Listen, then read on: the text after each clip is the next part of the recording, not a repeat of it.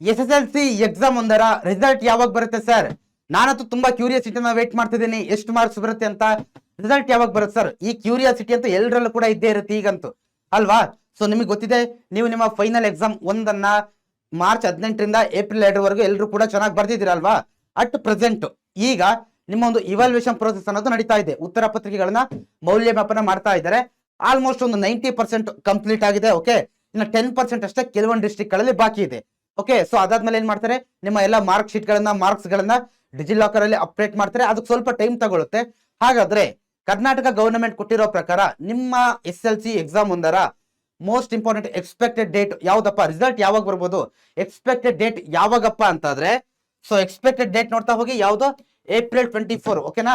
So ಈ date ಅಲ್ಲಿ ಬರೋ ಚಾನ್ಸಸ್ ತುಂಬಾ ಜಾಸ್ತಿ ಇದೆ. ಓಕೆನಾ?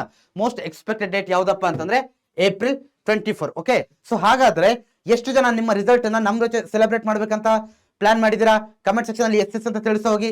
ಯಾರ್ಯಾರಿಗೆ ಆ ರೀತಿ ಪ್ಲಾನ್ ಇದೆ, ಅದಕ್ಕೋಸ್ಕರ ನಾವು ನಿಮಗೊಂದು ಫಾರ್ಮ್ ಅನ್ನ ಕೊಟ್ಟಿದೀವಿ. ಆ ಫಾರ್ಮ್ ನಿಮಗೆ ಕಮೆಂಟ್ ಸೆಕ್ಷನ್ ಅಲ್ಲಿ, ಪಿನ್ನಡ್ ಕಮೆಂಟ್ ಸೆಕ್ಷನ್ ಅಲ್ಲಿ ಮತ್ತೆ ಡಿಸ್ಕ್ರಿಪ್ಷನ್ ಅಲ್ಲಿ ಸಿಗ್ತಾ ಹೋಗುತ್ತೆ. ಆ ಒಂದು ಏನು ಫಾರ್ಮ್ ಅನ್ನ ಫಿಲ್ ಮಾಡ್ತಾ ಹೋಗಿ, ಯಾವ ಕಾರಣಕ್ಕೂ ಮಿಸ್ ಮಾಡಬೇಡಿ. ಓಕೆ, ನಿಮ್ಮ ರಿಸಲ್ಟ್ ಅನ್ನ ನಾವು ಚೆಕ್ ಮಾಡ್ಬೇಕಲ್ವಾ? ಸೊ ಅದಕ್ಕೆ ಆ ಫಾರ್ಮ್ ಅನ್ನ ಯಾವ ಕಾರಣಕ್ಕೂ ಕೂಡ ಮಿಸ್ ಮಾಡಬೇಡಿ.